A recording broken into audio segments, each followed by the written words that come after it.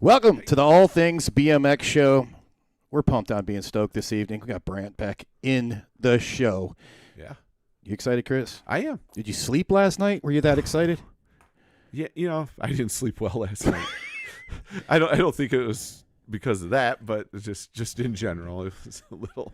I don't know, man.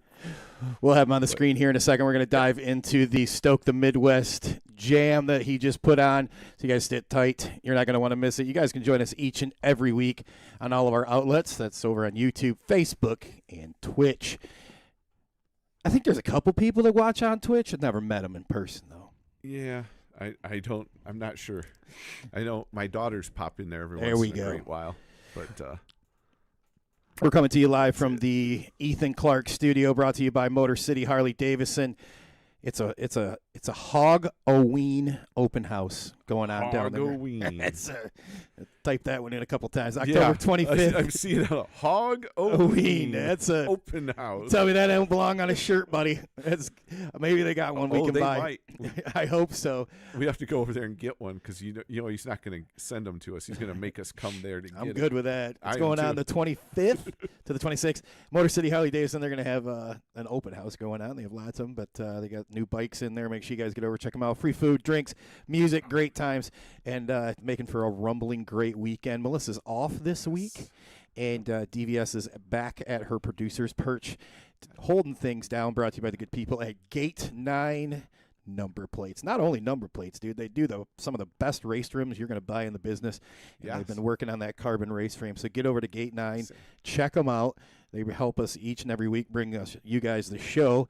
And we're here at the Ghetto Wear News Desk, and we don't have as much news as we did last week. No. But because one of the hosts is in the chat all the way from Australia, I wanted to plug the new BMX podcast show. It's just BMX. It's what we do, right? We all support each other. Right on. Make sure you guys get over and check out It's Just BMX. The links will be in the after the show, so you guys can check it out. Yeah, from Down Under, from our friends Dozer and Stu. Yeah, so these guys are focusing on the BMX racing scene in Australia. So Yeah. that should be pretty cool. Yeah, I listened to the first 3 shows, and it's really good. They just had like their version of the Grand Nationals this past weekend, so I'll be interested when they pop the new drop, and we get to check it out. Okay. Before we start get on tonight's that one. chaos, there's a little gift that was sent to me for you, Chris, and I didn't get to give it to you on last week's show because we were so busy.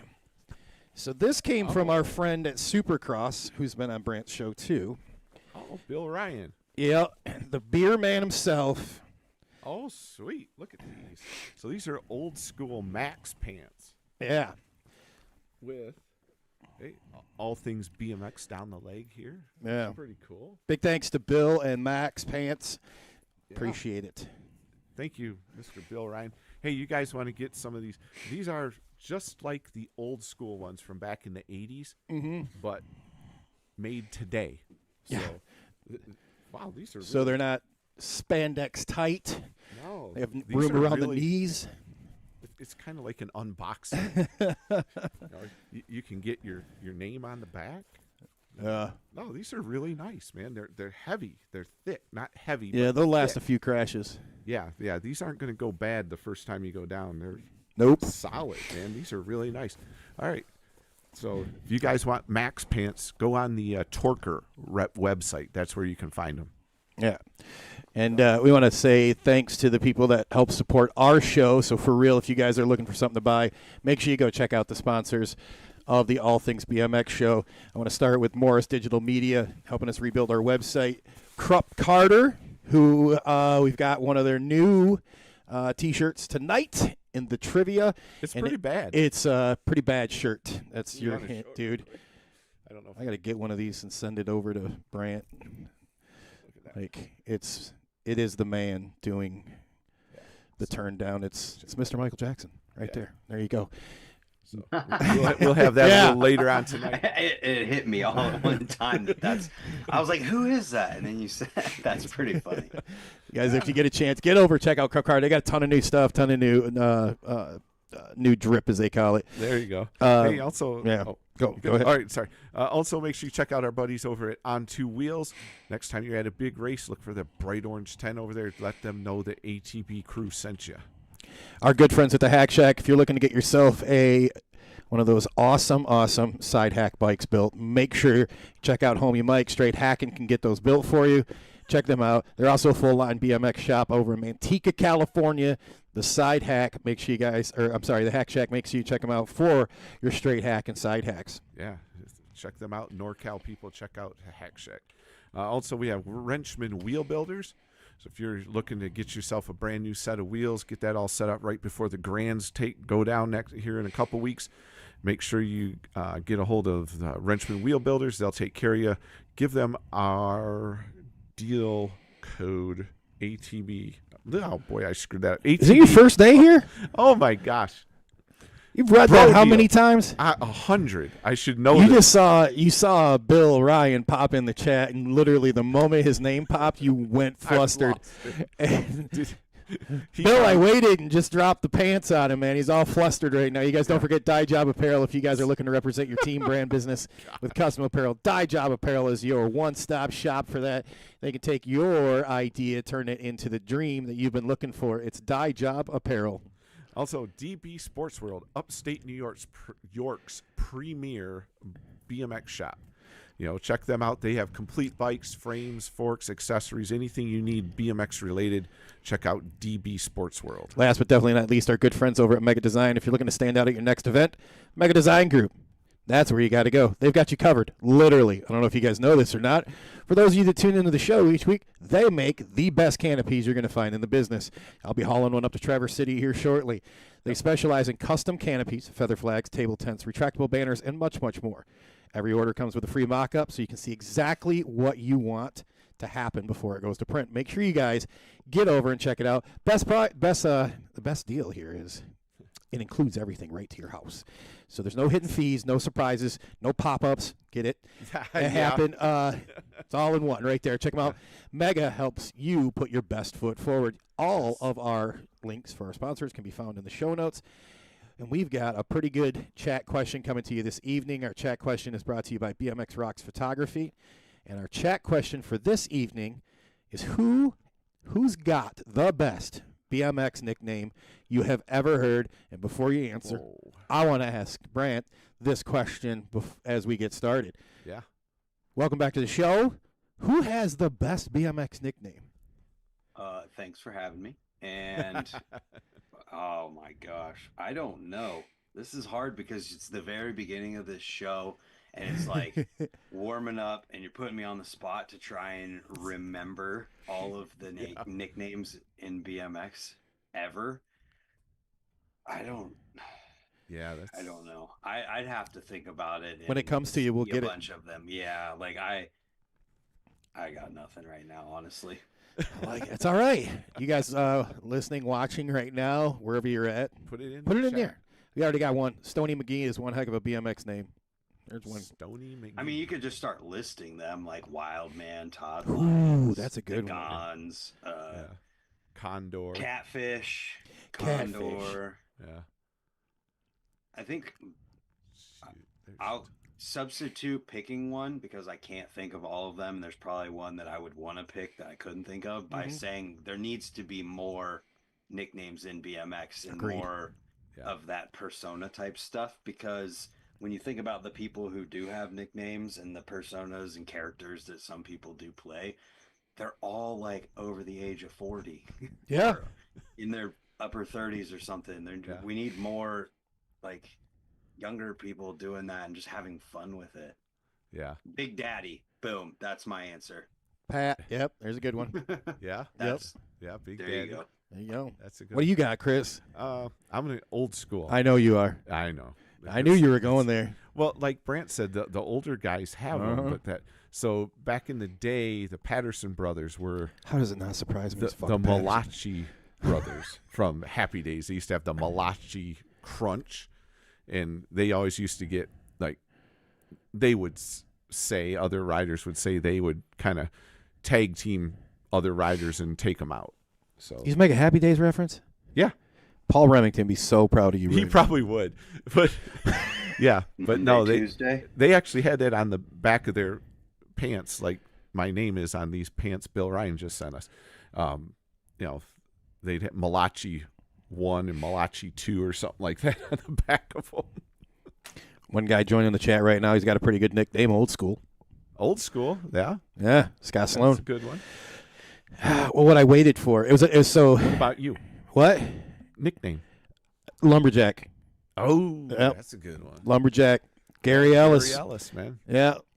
See, that's the thing. That'd be like my racer one. I got to, like, it's wild, man, for Todd Lyons. That crazy guy. He was backflipping in the middle of races. He gave no Fs. Still don't. Good dude. No, that's a good one. There's a ton of them. Stomp and Stew. Yeah, telling you could just keep going on. Yeah. Old fat guy BMX echoes everything you just said, Brant, about more kids need nicknames.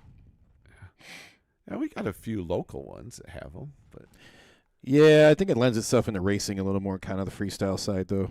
Yeah. It's easier, probably. It is, yeah. Because when you're announcing, sometimes you need air filler. Right. That makes sense. Yeah. Yeah. So, for those that know, like before the show, we sit on here for a few minutes, do sound levels and video. When you have a professional like Brandy, just shows up and everything works. So it was an awkward silence before the show started because I was so anxious to ask this question, man. So please tell us how'd the contest go? How'd the Stoke the Midwest BMX Jam happen and go for you there at Stoke Run? Those are two very different answers. How'd it go and how did it happen? Okay. Well, how it went was amazing.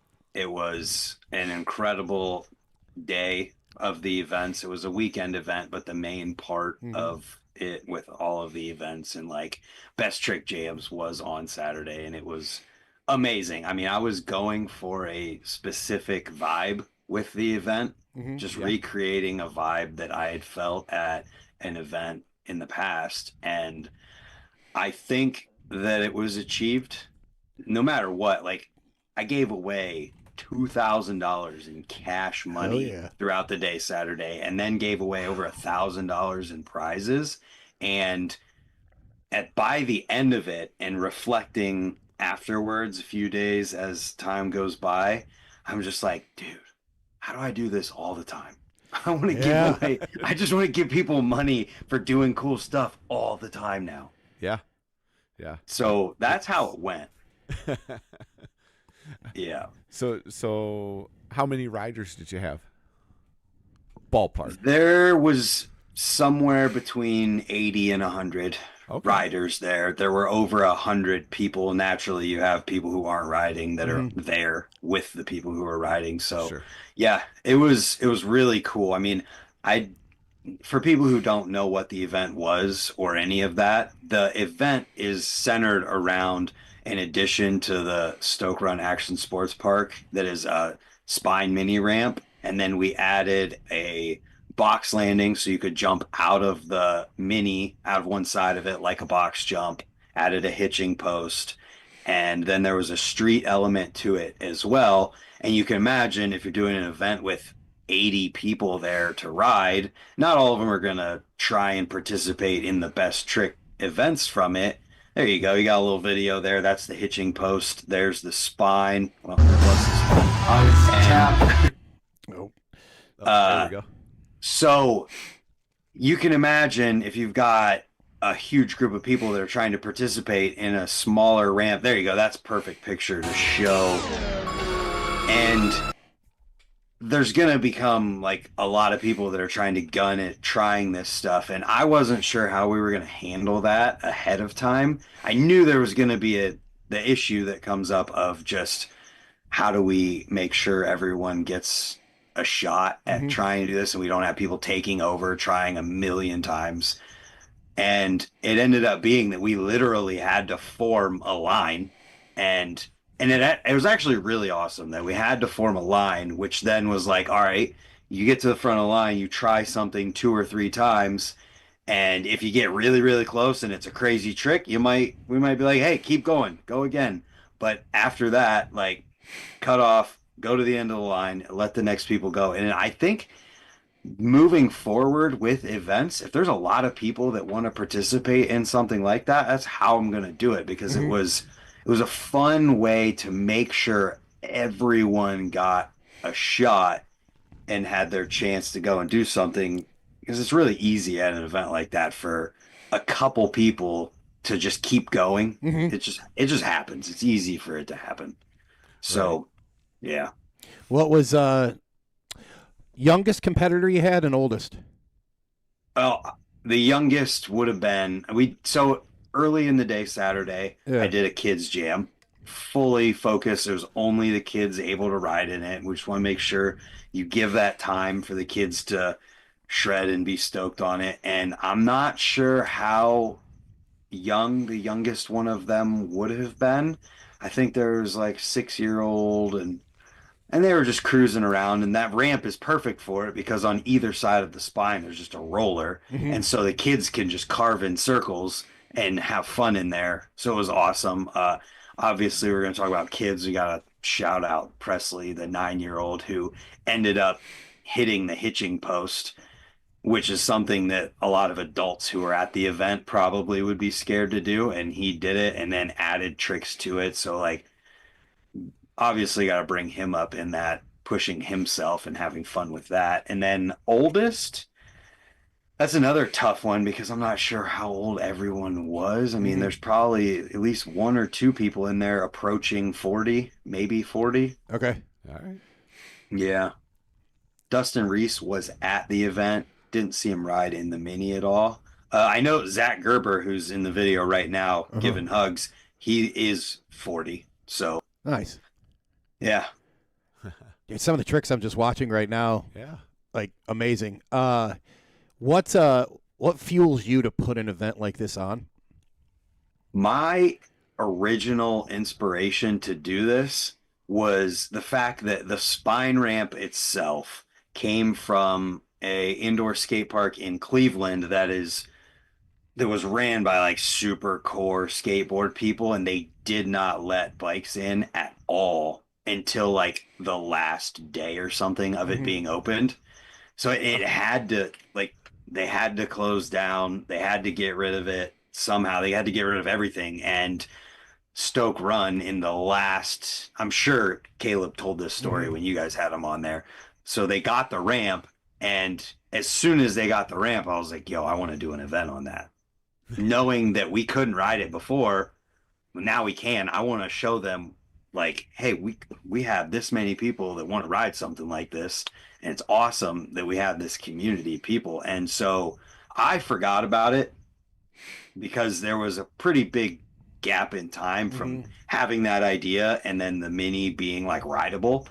And so I went to ride it the one day, and BJ, who you guys had on with Caleb, Yeah. brought up the idea of an event, and it instantly I remembered about wanting to do the event. And so we kind of just last minute like trying to figure out a date, and so we came up with the date, and I just went crazy after that, like organizing and getting everything ready to go.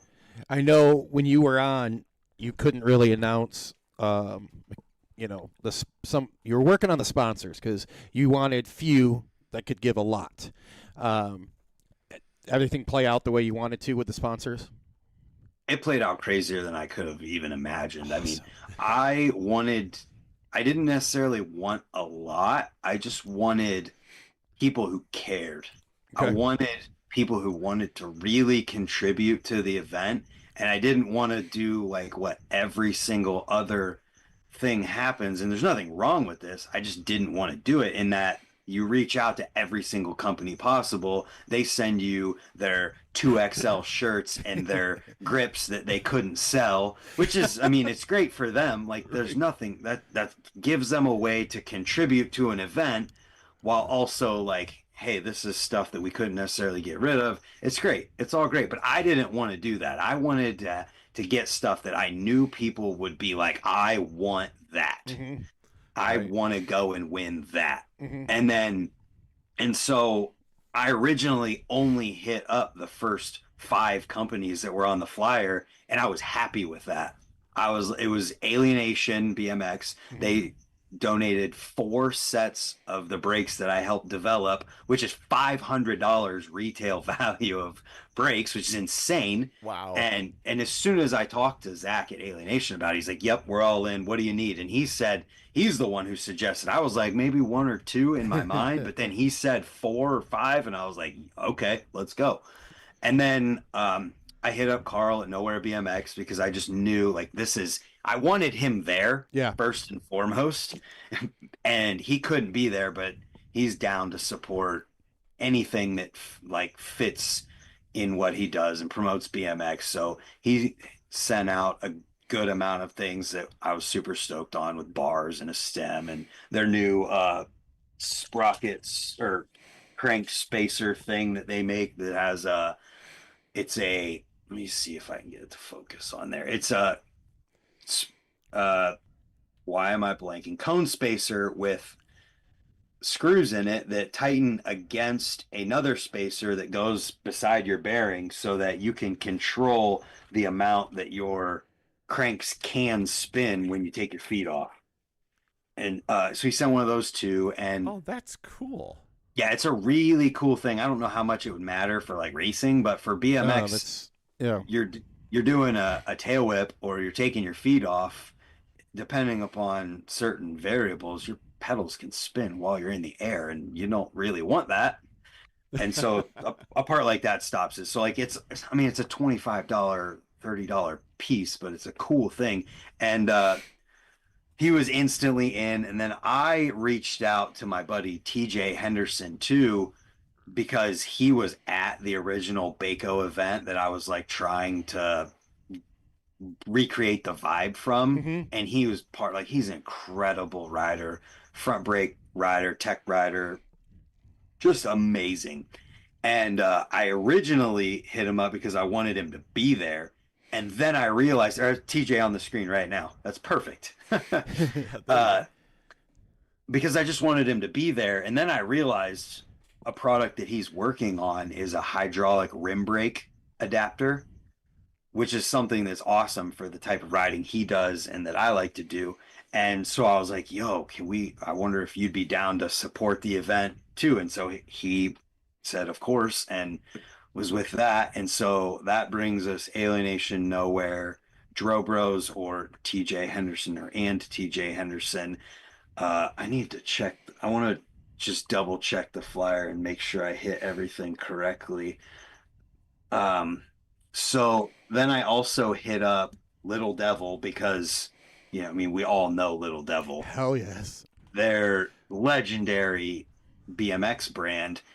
And so I just wanted, if this is a Midwest contest kind of based around tech riding, which is naturally what's going to happen, like I want Little Devil to be involved.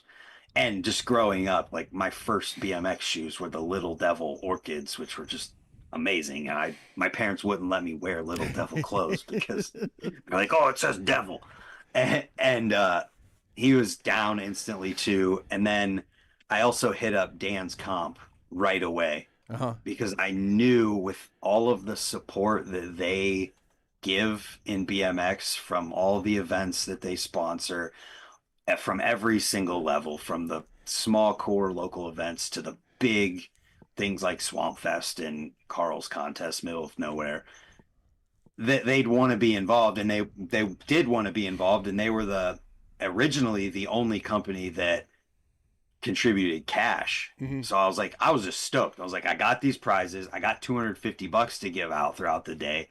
I'm pumped. And then as things went, I didn't anticipate this, but it's amazing that it happened. I had other people reaching out to me. So the first thing that happened was a couple of people local, Samson Wells and Ryan Howard, who works with Animal Bikes. They had talked, and like they're more street oriented guys who are stoked on the event, but want to also participate. So they hit me up and was like, "Hey, would you be down to do some sort of street type obstacle at the event and Animal sponsor it? You don't have to do anything for it necessarily. We'll take care of all of it, but we are pumped on what you're doing. And there's other people like us who would be stoked to be there, but like might not necessarily ride in it. And instantly I'm like, yeah, let's do this to get more people involved and bring everybody in, Mhm. not just the people who are like Jeff, who are going to do crazy tech tricks. He was just on the screen. And so Animal jumped in as a sponsor. And then I can't remember in the sequence of events when it happened, but I had a buddy of mine reach out to me randomly, was like just pumped on the event that it was happening. He's like, hey, I want to help this out. I want to make it as cool as it can possibly be. Can I send you some money for the event? He sent me $1,000. Dang, son. There you Whoa. go. Yeah, one person. Nice. And it was just insane. Like, he knows who he is. I don't know if he wants to be named or not, but he knows who he is. And it made the event that much more awesome, and also was a domino effect, which then led to more people reaching out. Like, I don't know if specifically it was the reason, but like Champion BMX, which was another mail order that has since like stopped doing, I guess just stopped being a mail order. Their Instagram pages and everything's still there. They just don't sell anything anymore. But the guy who runs that, Kurt Rowell, he hit me up and he sent me $300 for the event to just do what I want with.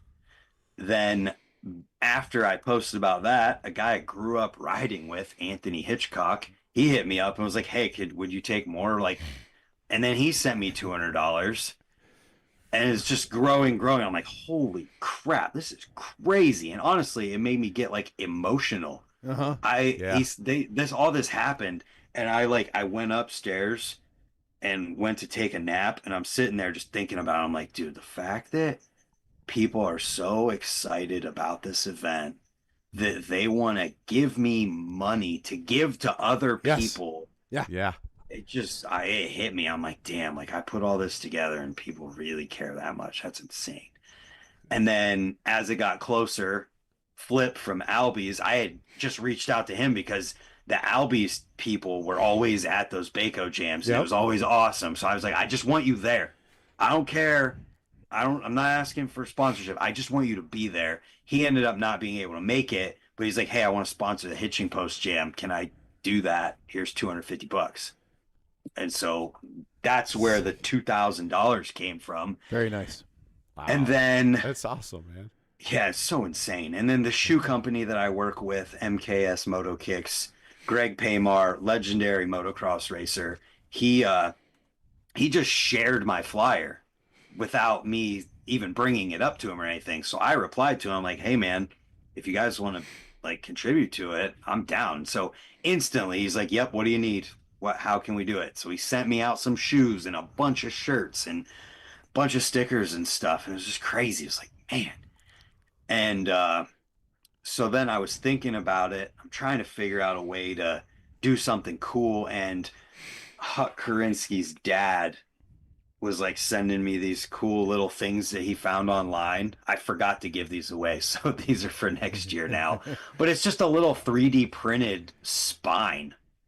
Like a literal just for the spine. Yeah. Yeah, it's a spine contest. Right. So we have a 3D printed spine that I was going to like spray paint gold or something and just give away as a little thing. And then I realized, when I got it, because I just ordered it off Etsy, I didn't know what it was. Got it, and realized it was 3D printed. Realized I have a buddy, Kevin, who does Wooder Designs. He does those tire wedgies, if you guys ever saw those. Yep. This is one of the early ones. He does these, and I was just like, hey, dude, what do you think about doing some trophies for the event?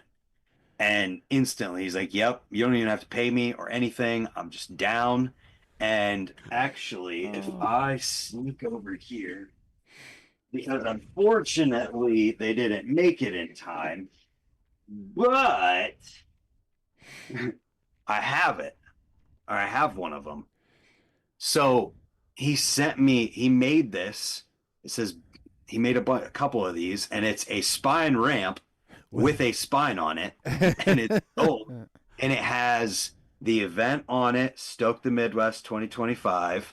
Then it's got Ohio on one side. It's got the quit blurring here. It's got the sponsors at the time. It says $1,000 secret admirer on it, Dro Bros, MKS, Wooder. And then it's got Dan's Comp, Albies, or not Albies. Albies wasn't a sponsor at this point. Dan's Comp, Alienation, Nowhere, and Little Devil on there. And it's rad. Mm-hmm. That is sweet. Yeah, it was just a cool thing. And he just contributed to the event in a fun way. And so, yeah, I went through all of those prizes and sponsors very intentionally just now because absolutely they are what helped make people excited to come to the event, and they wanted to help out with it. And it was just exactly what I wanted from the sponsorship side of things. I mean, I turned people down who hit me up because I was just like, I got the sponsor stuff handled. I don't want to have too much. Yeah. I don't want to dilute who is helping by having everything possible. And I probably shouldn't have did that, but I did. And it's got its pluses and minuses. Yeah, it turned out amazing. And while I'm sitting here talking about things that like people who contributed and wanted to do it and everything, the Habbo in the chat, he hit me up because he knew he was going to be doing shows in the area, and he asked me if I needed an announcer. And at the time, I didn't need an announcer because I had someone who was supposed to do it. Not good at name him, but he is shamed and he knows it. Right on. No, he apologized. He felt bad. Things happen sometimes. And so when that fell through, I hit up Habbo again. I was like, hey, is that offer still on the table? And he came out and he announced, and he knocked it out of the frickin' park across the street 10 miles away. Like, just killed it all day long on the mic. Didn't want anything in return for it. And he was funny. He did a live podcast, like, while we were there. We didn't even record it or anything, but it was a live, just sitting there having a conversation with someone, Billy Woodfin, who was there, who also came. Like, Billy Woodfin is a legendary front brake name in BMX at this point, and he's super good. And he came out from, I think it's Missouri. Wow. Holy cow. Yeah, there's people from every direction. There's people from, I think, Toledo, Michigan area. I don't want to say Michigan to be wrong. Illinois, Indiana, I'm pretty sure. Pennsylvania, New Jersey, Kentucky. Damn. People from everywhere. And it was a very intentional thing in that I'm going to turn off my blur for a second because I know it's going to blur my phone. I went in my phone when I first started organizing this, and I made a list. I put everything on there that I had organized and I was doing, and I made a list of people that I wanted to be there. After you see that, after all that, but I just hit up hundreds of people, and I took that cue from Terry Adams because he did that for his documentary premiere that he was doing down in Louisiana, and he just intentionally reached out to people. And through doing events over the years, I've done, I don't even know how many events. I've helped out with countless events, and it feels like at this day and age, you'll have your people who are going to come no matter what. But there are a lot of people, it seems like you have to hand deliver a handwritten invitation that says, please be at my event. And so I'm like, well, if it takes like actually reaching out to people personally, I'm just going to personally invite every single person I can think of. And that's why I think a lot of these people came, is that I reached out to them and told them why I wanted them to be there. Like, there was a lot of people who were at those original Baco contests that I was at. And so, yeah, it was all a very intentional effort behind the event. Did you put this event over on the Time app? Oh, of course. I think they put it on there for me before I even could have told them. So we did one. We did a whole shot one, and like I thought of it as I was driving down the road the day before the event. I was like, you suck at this. And I'm like, I got it's funny. I could pull up my phone. I have the same thing in notes for the whole shot thing we did in the flat pedal series. Same thing, like where you had your sponsors and who it was from, what they did, all exactly the same layout. Same deal. But I'm like, I totally whiffed on putting it up in there. And where I'm going with that is I was curious if I know you're a big proponent for it, and if you don't have this app, you can do a better plug for it in a second than I can. There's a few tracks that are using it. I love seeing more and more tracks are getting on there, and it's really nice for the pump tracks and the skate parks, especially if you're getting back into the sport and you're looking for places to ride, not even events. It's great. But do you feel that helps, like that helped in an event like you have? I think it's impossible to fully know. Okay. Just because I didn't have anyone come up to me and tell me that they saw it in Fair the enough. app, and Fair that's what enough. made them be there. So I'm sure it had an effect. Okay. To what extent, I can't fully say. What I can say is that it did help in my weekly news shows. I'm going through the events, and it makes me remember, oh yeah, hey dummy, you have an event coming up, talk about it.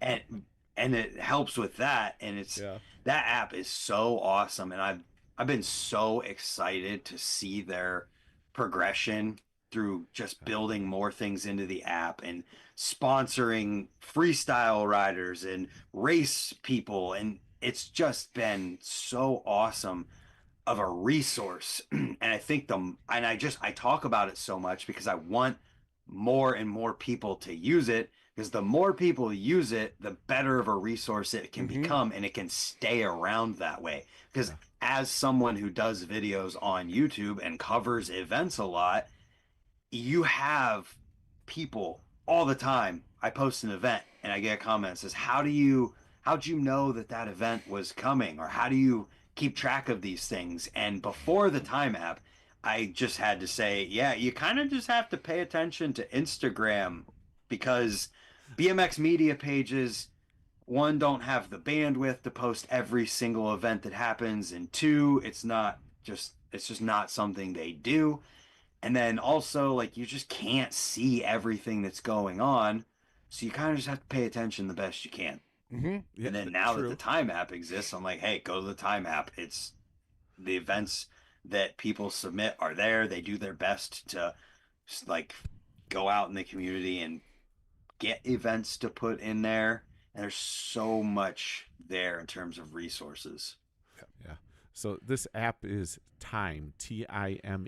Got the link in the chat, and they got it up on the screen. Okay, well, It's funny that we're talking about it right now. Yeah. Because my video that went up today was a video where I intentionally shot it when I was in North Carolina on the beach, and I opened the app, screen recorded while I was recording myself, and I'm like, I'm on the beach right now in North Carolina, and I'm going to find the closest skate park to me and go ride it right now. Oh, that's sweet. And so I did, and that was the video. And yeah, it was a little bit like, I wouldn't say cheating, but like I knew that there was skate parks somewhere nearby, and I know people in the area, so I planned for them to be there already. Like, they knew which park I was talking about, and I didn't know what it looked like. I didn't know exactly where it was. So I planned for a couple people to already be there, kind of, or to show up in the video. And so it ended up being a really fun video where I'm like showcasing you could be on the beach somewhere and find a close skate park to you. See, that's pretty sweet. Yeah, it's an awesome resource. So you can just go to Apple or Google Play, Apple App Store, and look up it's in both. BMX, and it'll pop up in there. Yep. And I'm hoping that it gets to a point where like the user base is big enough that, yeah, you asked me the question, did the Time app help with your event at all? I can be like, hell yeah, it did. Right? Yeah, because just so people know really quick, it's racetracks, skate parks, it's jams, it's any event or just a place to go ride. Yeah, so they have an atlas in the app. It's just the whole world, and there's thousands of skate parks, pump tracks, BMX shops, everything. at public dirt parks, they're a little bit on the fence when it comes to like trails. If the owner of a set of trails will hit them up and tell them that they want it in there, they'll put it in there. Or if it's a public spot, but obviously there's a little bit of secrecy that you have to respect. Right. Yeah. Yeah. So it's cool during Brant's show he does on Fridays, his BMX News. He'll just pick a state or a country. I think it was a few weeks ago, like, Mississippi. Let's see what skate parks in Mississippi. And there was a ton of them. Well, that's a funny thing to bring up because at first there was none. Someone suggested Mississippi or Louisiana, one of them, and I pulled it up and there wasn't a single one in the whole entire state. So then the following week or two after that, they watch my news show. I told them about this. Within a week or two, they were all in there. So I got to revisit it, and now, boom, there you go. There's skate parks there, and it just is a proof positive, like they're continuously improving it. That's sweet. I found a skate park, just didn't know I drove past it. It was a small prefabbed one, but it's just down the road. Yeah. It's enough to keep me interested. Didn't even know it was there. Yeah. Before we move on, I wanted to ask you this because you brought up Little Devil. How many times have you watched Criminal Mischief? Oh my God! Are you really gonna do this to me, public on the internet? Oh, that's such a. I got a VH. I still hanging on to a VHS of it. You're gonna be disappointed. Probably not. You are because I've seen it. I've seen sections from it, but Sure. I've never watched the whole thing. Well, you're also probably 15, maybe 20 years younger than me. You're probably 20. I'm 32. I'm not good with math. I think that's around 16. So you're right at that cut line. Like, hey, man. I can tell you what it is. It's the fact that when I was growing up, yeah, I loved Little Devil, but I was so entrenched in making my own videos that I could not care less about anyone else's at all. And I didn't realize DVDs and full-length videos even existed. Yeah, but look where you are now, though. That's how you got there. That's honestly one of my favorite parts of the podcast stuff that I do is that I didn't watch videos, so I don't know who a lot of people are. I don't know much about them. I haven't seen their parts and all this stuff. So I've gotten to a point where I can have some of those people on my podcast and learn about them from them, which I think is way, way sick when it comes to like learning about things. And I'd rather learn about someone from them than, I don't know, look back. Yeah. I'm with you. Wikipedia. I don't like talking ahead of time. Right. Like if I'm going to have somebody on the show, I don't want to have a 3-4 hour phone call or an hour or 20 minutes, man. Like we're going to get on here, we're going to go live, and that's like when we're going to learn. Out. Yeah. You know, like a lot of the old school guys, like I don't know them, and then the mid school guys, and then we're quite a few years in, like we're getting them in, and those are the guys like probably like yourself, right? You had their posters, pictures, stuff like that, hung up, and you're like, oh man, I get to have them on the show. It's been really cool to do that. So we have some questions that came in. We'd asked on Facebook. If you have any questions, put them in here. And Beer Budget Show came through with a couple questions for you. All right, kind of industry leaning questions. So I'll start the first one for you with Leigh Ramsdale leaving Mongoose. A few marketing folks let go. Also, Carl Emmer's being released. Should there do you feel, from your perspective, do you feel there should be any concerns with the higher ups on the Mongoose roster of being let go? What was the last part of that? Oh, it list? was the list you said with higher ups and then something. Oh, the Carl Emmer's got being released. Should there be? Okay, I didn't know that. That's what. Okay, that's what I didn't hear correctly. Okay, I think it's definitely a worry. I mean, Palm Holdings is the people who own Mongoose. They own GT. They phased GT out last year. GT was not just BMX bikes; it was all different kinds of bikes, and they phased that out or put it like on the. They put it on hold or whatever they wanted to say. And now we hear that Leigh Ramsdale is not. And my thing of that is, if you're in the business world, you know that there's a lot of the fiscal year ends and begins October 1st. And you see Lee Ramsdale posting that he doesn't work for them a few days before October 1st. And you know that contracts in BMX usually are a yearly thing, January 1st. And we saw with Free Agent that they didn't announce anything until January 1st, even though everybody already knew. That leads me to believe that it's not a huge jump to say, like, January 1st, it will not be even remotely surprising if we find out that all of the BMX side of Mongoose or whatever, dude. That was a hot rod. Anyways, it was loud.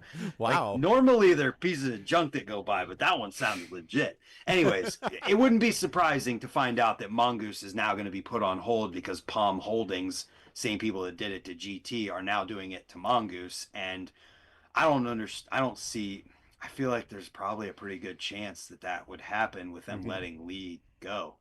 Yeah, and they have a very well-renowned BMX racer, sitting on top of the chase right now, champion last year. That was what brought this up with Rick and I talking about that. Is like, and they also, I mean, on the freestyle side, they literally have like the same version of that person that rides for them, like right there at the top all the time too, that they haven't let go yet. And between the two, we're like, yeah, as funny as I said, I was like, man, if I was Cam Wood right now, he's the racer. Be like, I would definitely be shopping because after the Grands, which is the end of November, Thanksgiving weekend, like you got you're like, I got a month. Well, if that is happening and if Mongoose is pulling back, he already knows. All of the riders already know because they would have already been discussing their contracts for next year and getting all of that going. And honestly, the fact that Carl Immers isn't working with them anymore, however that was phrased, and the fact that he would have announced that already, and that tells me he's someone who didn't have a contract and he's already talking about it because he didn't have a contract to keep like fulfilled until January 1st, which also just makes me feel even more confident that like something probably would happen. And if this gets me in trouble, sorry, I don't know anything. It's just me using context clues and knowing about these aspects of things. Right, right. You have no insider information. Yeah, I have no insider information whatsoever. Right. Like, honestly, I don't. There's other companies I have some information about that are going to be crazy, but I'm not going to talk about those. Okay. We'll tune into your show for that. We'll have to check out. I'm not talking. See, here's the thing. Like, I think some people might think that I would talk about something that I know about and like be excited to break some news and whatever. But the reality is, I almost always wait until someone else talks about something first, good or plan. It's public info to talk about something, just because I want to cover myself and not have to like get on anyone's bad side, because I just wanted to be the first to talk about something. And like, there's a line, depending upon what it is about. If it's not super serious or anything, then I might. Like, when Nick Bruce was on DK years ago, I just kind of guessed, and I talked about it in my news and made it the thumbnail and title. And I didn't know. I just guessed and said it and kind of predicted it. And then I get a text later in the day. He was like, hey, why would you tell everyone I'm on DK? When he was like, why would you, like, thinking that I might have known ahead of time. I was like, oh, dude, I'm sorry. I had no idea. I was just guessing, and I changed the title and blurred the thumbnail and stuff, and like just damage control. Right. So it's like, I try to walk the line as best I can. Yeah. We do the same thing. We try to let the person break their news or their sponsorship, whatever it be. We had a good teacher, Hollywood. It was something he told me. He said, true. Let it break, and then you report the break. I'm like, oh, yeah. Something like that. Speaking of him, he had a question for you. He spelled my name wrong. I don't know if we can Say it. He okay. In fairness, he's driving and probably shouldn't be typing, driving, and watching the show all at once. All right. Yeah, he's that's traveling. fair. Yeah, That's fair. Yep. That's fair. He wanted to know what your favorite vintage BMX reunion in California in the month of June is. I got a feeling you can't get any more leading. I can't answer that because I haven't been to it, so I can't. I don't have one yet. Oh well. He's trying to get me to promote his event, but No, I haven't been to it, so he's can't trying yet. to get you to commit to going to it. That's what he wants. Yeah, he wants you to go there. I need the money to be able to afford it first. So I know he's talking about Dirty Fest, and that event looks like an awesome time. Yeah. Well, I'm planning, we're trying to working go. So if there's a year to go, like go this year, dude. We can like all do like podcast row out there. If somebody wants to, I'll put it out there. If someone wants to sponsor my coverage and be like the title sponsor that's at the beginning of every single video I make while I'm there and all of that, and cover me getting out there and all of that, I'd be happy to do it. I'm just in a season of my life where I'm trying to save some money for some big stuff going on. Nothing wrong with and that. Going to California is expensive. Yeah, it is. I've found out real quick. Yeah. Like we're gonna go to Florida in December for a race series called the Bangin' Bars, and there for a week racing, doing everything is like what the flights cost. Yeah. Just to California and back. Yeah, it's insane. Crazy. Oh, okay. I'm sorry. So like the whole vacation down to Florida, the costs flights, airfare to Cali. just the airfare there. Yeah. Yeah, it's madness. And then he was oh gosh. There was a second question for you that came in too, was and you've had Shane Fernandez on your show. So he asks, how do you feel with USA BMX on the freestyle side? Like how do you feel about that, like with the racing sanction being involved? Shane Fernandez himself asked that? No. Sorry, Beer Budget asked that, and you had I know you had Shane on. Yeah, I mean, we launched that series on my YouTube channel live. Yep. Oh, I didn't know it was live. I watched the replay. So yeah, I didn't realize it was live.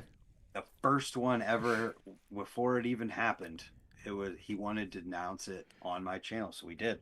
I think, I'll be totally honest here, because I think there's some things that are amazing about it. I think there's a lot of things that they need to work on. The concept itself is incredible.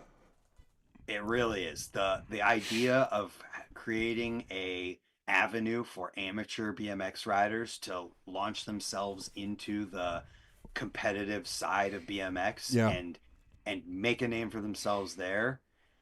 It's the execution of it that, while looks awesome to people who have no idea, but to the people who are actually going to these, it leaves some to be desired, to be totally honest, in that you'll hear about the event and you'll hear, oh, they had 10 people total or 20 people total sign up. And it's because of the promotion of it. Like there's just some gaps, I think. And I hate being the one to talk about it, because they offered me the job of the person who like does this, and I didn't take it. And it's just one of those things where, like, I think there could be like a better job of reaching out into the communities that these things are in and bringing in more people, so that there isn't a one person podium. Because like the one that they did in Ohio at Stoke Run, there was confusion in the like being able to promote it and when they could promote it, and how much Stoke Run should be promoting it themselves. When talking to Caleb, and I don't know if I'm even supposed to talk about this, but honestly, it makes me bummed to see and realize that this USA BMX Freestyle series is like on borrowed time if things keep going the way that it is.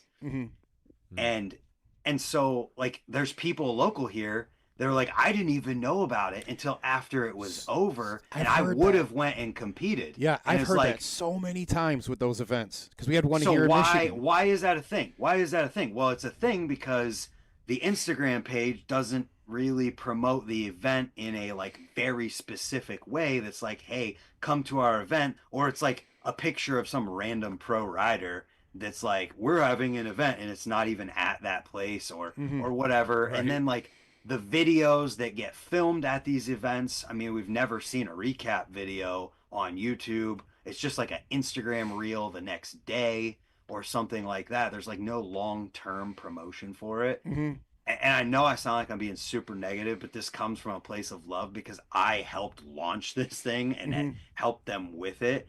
But it's like, I want to see it do good. And there's just stuff in place that needs to change in order for it to be able to do that. And so and then there's like the people that I know who went and competed in it first are like, man, I paid all this money and I traveled all this distance. And then I got a plastic plaque that says participant or third place or whatever.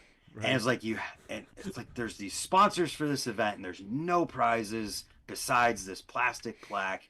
And that's the kind of thing where like you could bring people in that way for sure by having the prizes. And then the one thing that I see and notice all the time with it is that like Hyper is their title sponsor, and they'll have people that ride for Hyper or riding Hyper bikes that are at these events or have been at these events, and they'll have Hyper right beside a picture of a rider on a different frame on their stickers or their trophies, and the frame is like very clearly labeled another company. And it's like these disconnects are the kinds of things like if I'm Hyper, I'm seeing that and I'm like, what the hell? We're paying you and you're putting a different company's, like a different rider or whatever. And it's like, I feel like the idea is amazing. They put all this work in to organize it. And then there's just the extra little steps after the fact of organizing it that could make it go that much further and make people that much more stoked about it. Some of the things you pointed out, that's from the racing side. So you'll go to one of those events, and they have like the event sticker, shirts, trophy. You're talking about a race. Yeah, race. At a race. You go to event, a race. Yeah. And because exactly what he's saying, right? So you could go to the race and send it's the sponsor. And on the shirt, on the sticker, on the trophy is exactly what you said. A racer, not on a Send It. That's a race frame. And there's something else. And this has been like for years. Your trophy comment, oh, man. You can open up, what's the page? No Hold Bars. No Holds Barred. Oh, No it's in there. Holds Barred. It's on fire all the time about the trophies because it's it's like $80 a national to race. And it's 3 laps, 4 laps tops, and you get in line, and that's what you got. Is exactly what you said. What you had brought up though about the recap videos, right? And the long, like kind of a long form edit. Man, I have said this so many times because like with the pro levels, you can go back, like say you missed it, right? You can go back to Instagram, kind of filter through, and maybe find the main event. But I've always said, like, there's no way to go on their YouTube channel and just see the pro racing. No, because it's all weaved in through the amateur. All right, dude, you're going to watch an 8-hour video to watch, the pros. And, man, I think I've said this before. That's huge. Add up. Where you could be that kid that just gets to click and watch the pros race. Like, that's what you want to see. Oh, it'd be so instantly easy to get more people to want to be involved with it if like, and the videos would be able to be separated and blown up. And I hate like feeling like I'm being negative about it because I'm friends with Shane. Like I've had Shane on so many times and we've talked about so many awesome things. I've seen him and we've worked together and all of this. And it's like, the problem is that you see the problems and then you like in his eyes, he sees it, and from his perspective, it looks like it's all going great because his team isn't going to be like, hey, we're not promoting this. No one's showing up and whatever. And so, like, I feel like at a certain level, you just somebody's got to be the one to say it so that you can.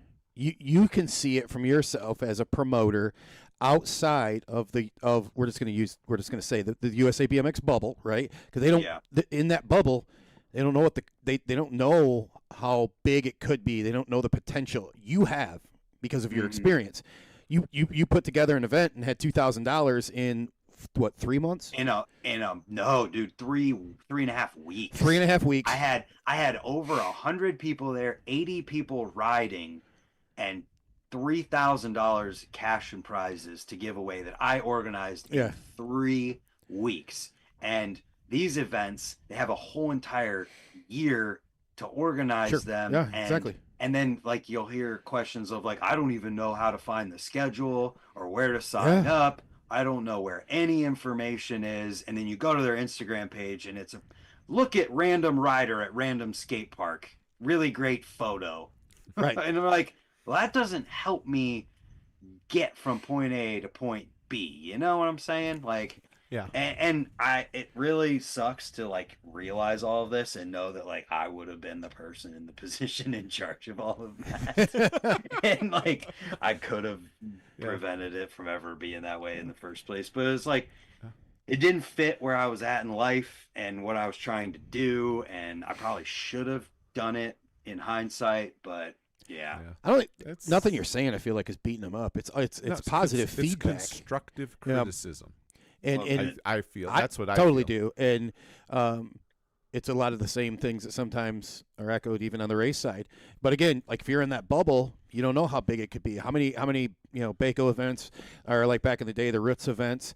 How many how many of these other events have, like, that crew been able to go to and see the potential? Like, who out of that group being the sanction, has been over to, like, even Stoke Run to see your event? Well, I won't go there. That's fine. But one thing I did want to make sure I pointed out in this, and it has to do with Mongoose and Lee Ramsdale, is that Mongoose would, in the past, sponsored the event, and they had their Friday evening jam, and Mongoose gave away, like, a frame, I think, a bunch of times at the event. So, like, there was a random thing, and Mike Spinner gives away some money out of his own pocket for one person at the event, and that's awesome. And the Friday event concept is really cool. I think if they had that thing that was there for everyone to be able to, like, not compete in but be a part of in, like, the jam side of it, like they do there, and then they do what it takes to promote it in the local area and get local riders involved. Like, look up who's close to there that's a prominent name, and then say, hey, we want to bring you out for the evening. Like, just come hang out with us, be part of the event, and tell people about it. And whatever their compensation for that might look like. Maybe it's nothing. Maybe it's just they'll do something for you. I don't know what it is, but I'm just, like, spitballing out here. I don't know. I don't want to spend too much time. Like, no, you're good. We got plenty of questions for you. Like, one of them I was interested in hearing from is you yourself. You had mentioned some things, like, earlier on, like, these breaks are awesome. This I was part of, and that. It can be a brand, too. Doesn't necessarily have to be just a specific part, that has surprised you recently with the innovation that's come through. I mean, it'd have to be, oh man, there's so many things I could mention. The most recent would probably be the hydraulic rim brake adapter that TJ worked on. Because I did a video with him showing his bike, and then he was already developing it, and then he kind of, like, kicked it into overdrive after all of that. And it's just a cool thing that has never been commercially available in BMX, that is also existed for, like, 30 years. The Magura HS33 is a hydraulic rim brake that's been around for decades. And a couple people throughout history have put them on BMX bikes because they have, like, a V-brake adapter, but they've never had a 990 adapter until now. And so it's just been awesome to see that, and, like, also feel like I was a part of being able to broadcast it out there for everybody to see and get excited about. And I mean, I would also have to talk. I'd put shame on my family if I didn't talk about Alienation in the same breath, because I've ridden for Alienation for 10 years this year. And there were a lot of years where people would ask, like, what's going on with Alienation? Because it was kind of just like they were doing stuff, they had their rims, but there wasn't anything crazy going on. And then all of a sudden, they had that. I don't know if it was right after, but the J&B thing. Alienation is now owned by J&B, which is just a cycling distributor, massive cycling distributor that works with all different avenues of cycling. They are pretty much every single bike shop you've ever been to has a J&B account. So now they have this backing with the capital to be able to do these awesome innovations. And so they've made every single part that they've been working on over the past 5-6 years is just meant to be the like best one in that category. And like, or just the best possible at the best possible price. And so, like, the idea of the brakes, I wanted to make the best brake in BMX. And so I went to him and I'm like, hey, I have this idea. No one's making a really, really awesome brake right now that is also flexible enough to be used in any scenario, any brake setup possible. Look, we should do this. And so it was instantly just like, all right, what's it need to be? What do we need to do? And there's no compromises whatsoever. Like, has to be 7,000 series aluminum, has to have bearings in it, has to be able to be compatible with every type of cable and setup that could possibly exist. And when I say no compromise, like, I mean that in that the manufacturer comes back and is like, "Hey, 7,000 series hard to do. Let's do 6,000 series." And it's like, "No, we're not we want this to be exactly what it is, and it's going to be. We're paying you, make what we're asking for." And yeah, the price tag is high on them, but that's because it has everything you could possibly build into a BMX brake to make it the best possible. And that's just the theme of the different things, like this brake lever that we're coming out with late this year, early next year. It's another example. Levers right there above rims. uh it's another example of the same thought process of just not compromising. We made a V1 like sample of it and I wrote it, and we realized that the bearings were not quite robust enough. The lever developed, it already had some wobble in it from the start. And then as the bearings go, just from using it, it gets even worse. And we were anticipating, oh, you make a sample of it, you test it, ride it, and then we throw it into production. Well, then come to find out that wobble's a thing. So we basically created a V2 of it, totally redesigned the pivot to use a bigger bearing, use a bigger bolt, and the bearing, the way that the things compress together is totally different. And now it's created a lever that has zero wobble in it whatsoever, extremely smooth pull. And what I'm getting at is that basically the first sample was a V1 for a lot of people and a lot of companies, and they would release that. And then instead of just releasing it, finding out that there's a problem, and then fixing it in a V2, oh, we just immediately went to this V2 design and released that. So that, or we are going to release that, and it took more time. It inevitably cost more money in the sampling and the design work and the back and forth. But in the end, it creates product that is going to be, I think, a lot of people's like favorite brake lever when they get it. What's the sticker on it? That's cool.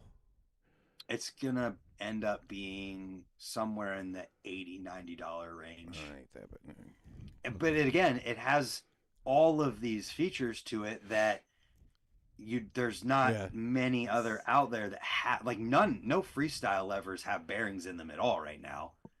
And on top of that, a lot of the best levers out there don't have a barrel adjuster. They just have a slotting system, which means you can't really use it without modding it for like a certain gyro cable setup. And there's nothing wrong with that, but we're taking the cues off of the brake and saying, like, we want to make the best lever in BMX now. No compromises. It's expensive. Sorry, but it's the best. Yeah. Well, that's it's like a niche thing, right? You can have exactly this and low cost lever and it'll work, or you can have this really nice one that is. And that concept is exactly the mindset that we have with it, and that's part of why I had to bring up alienation in this, in that, like, they didn't have to make these brakes. People would not be bummed if they were never made and they never knew they existed. And knowing that it's a niche product in a niche, it's a niche within a niche, within another smaller niche. For sure. Because BMX is a small niche of cycling. Then brake riding is, people who ride brakes is a smaller niche within that. Then tech brake riding is a smaller niche within that one. And so, like, I go into it knowing that, and that's why I'm so thankful that it's even possible that they're willing to do it. And he's just like, hey man, like, if people want them and they're going to buy them and nobody else is doing it, like, we can do it. Yeah. You're not going to sell hundreds of thousands of these things, but you're going to sell. You're going to sell them. Very, very similar situation within racing, right? So you got the niche within the niche, all the way down into another niche. Question coming from Hollywood. He wanted to know if they're always something, right? He did spell your name right? He did get your name right. He did this time. Yeah. It is funny. Okay. Are you a Waffle House guy or a Denny's? I guess I have to be honest and say neither. I haven't eaten at a Denny's before, but I have eaten at a Waffle House before. Went there with my parents a decade or two ago, and in that experience, in that moment, said, I'm never going to a Waffle House again in my life. And I was like young teenage. It's one or the other, Brant, right? It's either that place was awesome or not going there again. There's really no in between. It's one or the other. Yeah, it's pretty funny. So sorry to disappoint, but neither. All right. Well, maybe Denny's is great. I just haven't been there. Yeah. What is your favorite fast food restaurant? Oh, geez. It'd be between Hardee's and Wendy's. Okay. Hardee's is so hit or miss. It's either disgusting or awesome. So, like, for consistency's sake, Wendy's is pretty safe bet. Right. And the Hardee's are getting harder and harder to find too, man. Well, they got them in Ohio, dude. It's so bad. The one that I used to go to when this indoor skate park was open a couple years ago, and there was one on the way home. Like, I would stop there with my dad this spring on our way from somewhere, and we go in, and, like, first you show up and you're like, is anybody even here from the outside? Like, it doesn't look like there's anyone even there. And then you go inside and there's like a sign. It's like freezing cold, and there's a sign that says, like, sorry, our heat went out. and you got these people in there that are just, like, bundled up eating in this freezing place. And then, like, you're standing there doing your order or whatever, and there's, like, one person working back there. And it's just, and then you get your food, and in that one, there's usually a problem. Oh, God, but when it's good, it's so good. Oh, man. When Melissa and I met the first time, like, umpteen million years ago, there was one in my hometown, and she was like, you guys just got something different out here. Like, we love you guys had Hardee's in we Durant? did. And now they flipped. Funny story. They flipped it to a Wendy's, Brant's second favorite. But yeah, and man, it was that was it too. Like, Fridays, that's where everyone, like, hung out and shit. They'd take their cars there and hang out at Hardee's. Hardee's? Yeah, that's funny. Oh, Small town stuff, right? Oh, yeah, it was, dude. Shoot. And they had they had a breakfast menu, and I just think of it now, and I was like, all of that is going to take years off of our lives. It has. It already has. It has to. That's funny. How do you balance like the show that you do, the filming you do, coming up with new tricks, and keeping everything fun for you? I mean, the coming up with new tricks and keeping things fun thing are the coming up with new tricks is the answer to keeping it fun. Okay. And for me, the amount of people immediately local to here who ride on a regular basis has just like gotten less and less and less over the years. Sure. So for me, filming for YouTube became a way to not be alone at the skate park, where I'm there by myself. Yeah. But because I'm filming, it doesn't feel like it. And it's not that I'm like it's some weird thing of like, I feel like I'm with 80,000 people. It's just, it gives you something to focus on that isn't being alone. And then instantly when you have that, you create like, oh, well, I'm going to do this because I'm filming. So what are we doing? Well, all right, I'm going to go do this trick. And then me personally, I can never be happy just doing the same things I do all the time. So it's a constant like, okay, how can I do this? Or what idea do I have here? Now what can I do with it or add into it or whatever? And so it becomes like a trifecta of filming makes it feel like I'm not alone and keeps it like not boring and fun and interesting. Coming up with new tricks also keeps it fun and makes it feel like the video is like halfway worth doing, even just being a document of the documentation of that day. And so, yeah, I mean, I don't know. So when you're filming yourself riding, do you have someone that does the camera work, or you have it on a tripod? How's that work? I mean, usually I'll be using just my tripod and setting it up for a specific thing. But like if my girlfriend Victoria is there and there's something that you just can't film with the tripod is good, she'll film stuff. I mean, she's really good at filming, and at this point she knows her shit really, really good. Right. Like to where she knows what I want and knows what I think looks good, and it just works. So well, see, yeah, it just kind of depends on the day. Oh, that's kind of cool. So you don't have to explain to somebody, hey, I need you to do A, B, and C. She already knows that. She's like, okay, I'm going to start over here, and we're going to end up over there, and boom, boom, boom. Yeah, it's more of just like, I'm going to do this trick here, and I want to be on this side of the frame, and then that's all I have to say is like, and she just kind of knows from there. And I mean, most of the time these days, I guess I kind of have to tell a longer story to get into that too, and that like, I don't know how many months ago at this point it's been, but I kind of pulled back from what I was doing. I was uploading every single day on my channel. And in doing that, I was filming every single time I rode my bike, regardless of if it was the second or third time that week at the same skate park doing a lot of the same tricks in a different way. I was filming every single time. And so in those moments is mostly with the tripod. But then I pulled back and I started uploading every other day. So it went from, 6 videos a week because I had the news that was live on Fridays to 3 videos a week. And I was trying to focus more on like editing them in a way that might be able to make more people want to watch them and whatnot. So I just haven't filmed every single time I ride for the past like 6 months.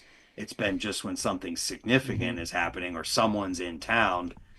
And so it's more, when I've been filming, it's been more of just me filming somebody else and talking to them and focusing on them than showing anything I'm doing. Okay. So you kind of changed it up a little bit. Yeah, but I haven't talked about it yet. I'm going to make a video about this, but I think I'm going to go back to uploading every single day and filming when I go to the skate park again and all of that. Yeah. But when you say you upload something every day, you're not uploading a 15-minute video. You're uploading a Real. a reel. Yeah, I'm like a Oh, short. I mean, if we're talking in that context, I still upload every single day because I Okay. post a short every single day, and then I post a longer form video 3 times a week. But before, I was uploading a long form video every single day except for my news on Friday. Wow. And your plan is to go back to this? Oh yeah, I'm Very cool. already like fully back in. I just got burnt out Mm-hmm. for a little while, and Sure. I talked to a agent because I thought, my channel's getting bigger. Maybe if I had somebody who could be like finding deals for me, I could do stuff. And talking to him, he's like, "No, your numbers aren't there yet, but like I see you upload every single day, whatever, like maybe." And he kept repeating this thing, if the formula isn't working, change the formula. And the formula was working. Mm-hmm. My channel was doing awesome.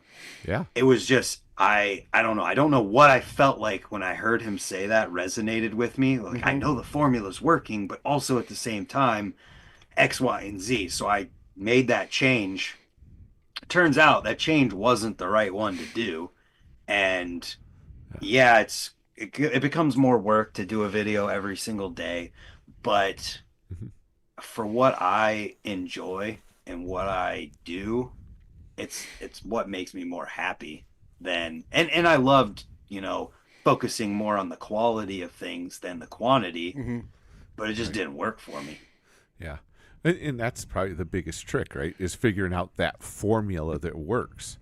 Yeah, and I guess And I had it because my subscriber per month thing, and that's not the only way to gauge something, but my subscriber per month thing hasn't been this low since like I was really picking up a little bit of pace Mhm. at all, like years ago. And Mm-hmm. then my revenue from YouTube basically cut in half.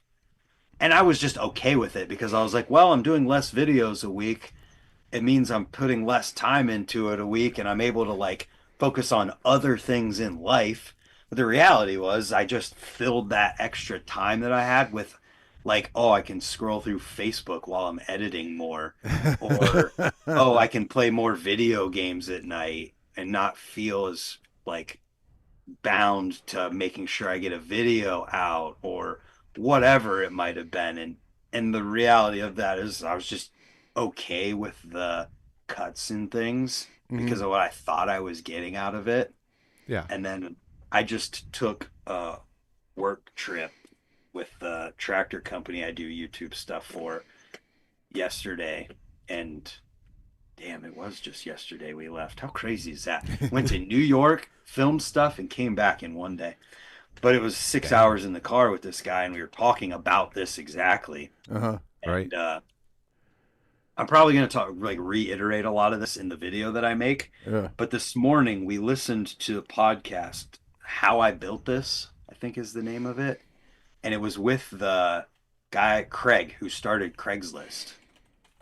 Mm-hmm. And he was in there talking about how there's a lot of these websites that have come and gone and rose in popularity and whatever. And I didn't fully understand what he meant when he said that a lot of these websites gentrify themselves.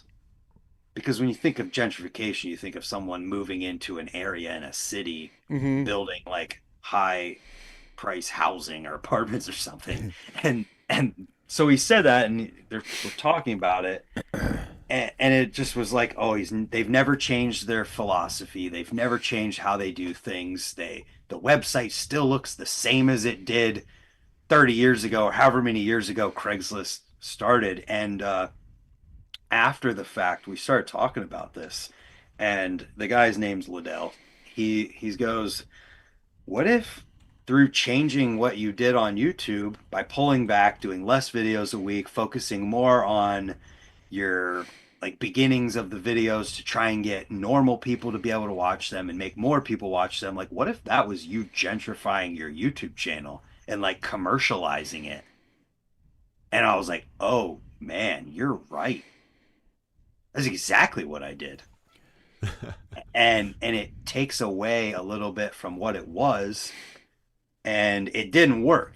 And through more of our conversation, I'm realizing like you need to not. I just thought, like there's only so far you can go in the BMX world. Mm-hmm. Right. If you're not one of the best, you're not going to make it to the top. And I know I'm not ever going to make it to the top of that. So I'm like, okay, well, maybe I need to try and reach the normies of the world with my videos and get them to watch somehow.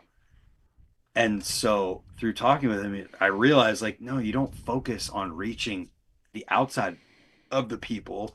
You focus on like how you better reach the people that you already reach and how you can reach more people in the BMX world, just like what you guys do by having a freestyle guy like me on.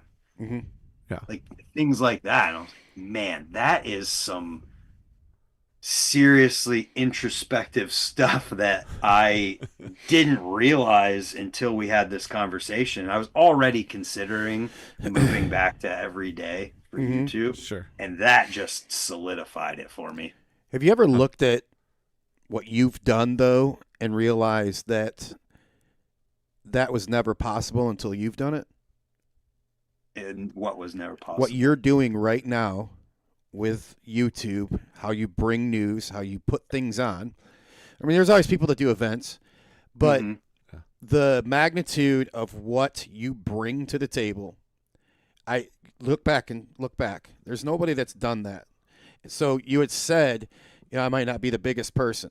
I understand that means like, actually in this, like doing tricks and doing this, but you are actually.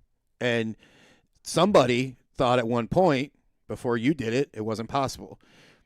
And now you've done it, right? So now you're like, I can't think of a larger reaching, like there's podcasts, but you put a different spin on podcasting with the live and the things that you also bring to the table. Nobody's done that communicatively. Sure, there might be, is it Fudger's podcast? Unclicked. That can hit, some views, but you're doing this, you've done it, and it's like you are now the biggest thing when it comes to the media side of freestyle. It's so weird to hear that, knowing like what my numbers are. And that's what's always kept me from like feeling like that, because like my videos get anywhere from like 500 to 1,500 views on average. My news gets 300 to 600. It might get over 1,000 if it's like a really good week or something controversial is going on. Right. It's like to hear that you have that perspective, knowing that I have those numbers. It's the imposter syndrome in me of like, that's not possible. My numbers are low. But we're a niche within a niche in a niche. You're right. Yeah. And another thing that I took from my trip and conversation that we had, because we were talking about some of the stuff that the people that I work for and their family are involved in, is like some pretty awesome stuff. And we were talking about a circle of people that exist that like a lot of people don't really, like people who just go to work and come home in a city wouldn't know about. Like there's a circle of people who own all these different apartments or own houses that they rent out or own businesses, and all like just the business people within cities. We were talking about those circles, and I was like, yeah, I want to be in that circle. And then he kind of pushed back and was like, well, if you want to be in that circle, you're going to have to leave the circle you're in. And then he also said, you are that person in your circle. There you go. And I was like, holy shit, you're right. That's my point. Yes, you are. And I feel like this is probably the only appropriate place for me to talk about what I'm about to, because if I make a video about this or I talk about it on my own platform, I'm like tooting my own horn and bragging. But we were talking today, and I realized I started to say like, I mean, man, I've kind of helped propel and launch a couple different things that are like bigger now. Sure. And then I was like, 2 things. And I was like, wait, 3, 4, 5, wait a minute. What? Yeah. Then I started to go through the list, and it was like I talked about earlier with the hydraulic rim brake adapters. Like TJ was already working on that. Then his video goes on my channel, goes mega viral on Facebook, does really well on YouTube, and all these people are like, I want it. Where do I get it? Where do I get it? How do I get these? And I was like, wow, like whatever part of that I play, like I played a part in that. Can I interrupt you just for a second? Yes, do it. Yeah. When you have that happen to a friend of yours, How do you feel? I didn't even realize that I had a part in it until today. I'm just like, I'm so pumped on what's going on for these people that There I'm you like, go. oh, this is amazing, guys. Like, I can't believe, like, it's so awesome to see how well this is going. And I've never even had the realization that I helped make it happen until literally today. And you Yeah. just said it. You made you happy and excited. And that's Yep. something you can't duplicate, and there's no way to replicate it, duplicate it, or fake it. And when you're doing that, like, you're constantly going to bring the tide higher all the time. Which, if you bring the tide higher, then that means you're better, they're better, those people Yeah, that you helped are better. yeah, the rising tide floats all boats. And Mm-hmm.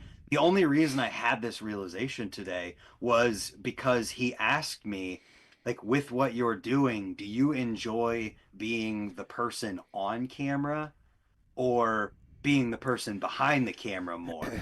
And that made me be like, well, it depends on the video that I'm talking about. If I'm talking about like a video about fork geometry, I want to be the person on camera because there's no way I'm going to be able to give the information in my head Mm-hmm. and direct another person to be able to say it the way I want to, as clear as I want to, as concise as I want to, as smoothly as I want to, and do it at a standard that I have for myself, which is what built my channel to where it is in the first place and what still to this day pays me every month. And then I also talk about, like, but if we're talking about telling other people's stories, which is what I've been more into and more excited about, like telling TJ's story or telling the USA BMX freestyle story whenever we launched that, or any of the other things that I've done, it's like that's what gets me excited. And Mm-hmm. and then through talking about that, I was like, whoa, hang on a second. I had no idea. And it's cool to like bring full circle the mindset of like what originally was what I wanted to do with my channel is be able to talk about the things that other people feel like they can't talk about in BMX, because BMX media for so long was even more of a gate kept thing than it is today, Oh in that yeah. you couldn't talk about money, you couldn't talk about so many different things, and it pissed me off enough that I was like, you know what, I want to talk about it. I want to be the guy that talks about all this stuff and makes it okay to talk about it. And then at the same time, that evolves to, well, I want to be the voice for the people who can't afford to pay BMX media when they shouldn't have to because they have this super awesome, innovative product. But just because of the nature of, well, I got to eat and this is my business, we can't like just talk about certain things without you paying for them. That's the planetary free coaster thing. I mean, I have one sitting here. Actually, I have two sitting here. But this hub concept, I better show the other one. one's one's not an alienation one. This hub concept is something that came out in 2018, and for people who don't know what it is, it's a free coaster that's also a cassette that whenever it automatically engages and disengages itself whenever you're riding it. A conventional free coaster, you have to think about it. You have to disengage the hub so that you can just fakie backwards without backpedaling. And in this concept uses planetary gearing inside the hub. And I saw the very first ones. Free Night made them. They invented the planetary concept in these hubs. And I saw them and I was like, why is no one talking about this? I don't understand. No one's talking about it. Is nobody excited about it? I don't understand. This is like legitimately game changing technology in this world, and no one's talking about it. And then I had this realization, oh, they probably can't afford to pay BMX media to talk about it.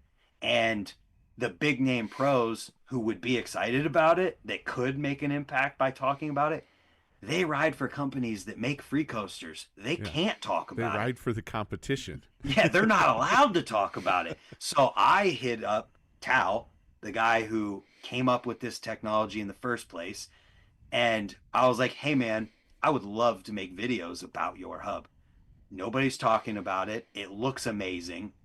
I want to talk about it. If you send me one, I'll talk about them. And I did it, and it blew up. the videos, every single video is getting 10, 20,000 views as I'm doing experiments with this thing. And I realized through that, I was like, man, that is one that I guess I did kind of realize how big of a role I played in it, because no one else could have done it. And I guess that validates what you're telling me right now in my naive mind. But like, I made the videos, and now there's, I don't know, at least 5 to 10 companies that license this technology and now make one of these hubs. And I don't know if that would have happened if I didn't make those videos that blew up and let people know that this thing existed. Yeah. Plus, you're in a unique situation where you can make the video. You can also ride the bike with the product on it. Yep. So you're the guy riding it, plus you're talking about it. Yep. So that's an extra thing there as well. And that's another thing I have to be grateful to Alienation for, because they made the Rush free coaster years ago that was like the best selling free coaster for a long time. And I never rode one, but they made it. And Zach is so cool that he just like, I'm like, hey man, I want to do some videos about this free coaster. I know you guys make one, but like, this is a different thing, whatever. And he's just like, dude, if it helps you, do it. I'm not going to be mad at you. Like, if it's going to help you, do it. And so I did, and it worked out. And then came to be that Alienation was the second company to license the tech. And now, like, the one I was holding up a minute ago is the Alienation Venus free coaster that I named. I helped design the hub shell for it and all of these things. Oh, that's sweet. Like, that may have never happened if I wouldn't have been able to talk about it, if other people were talking about it. It's crazy to think about all this stuff. Well, it's pretty neat. I mean, you're into these different areas and different things because of your media or your social media, your YouTube channel.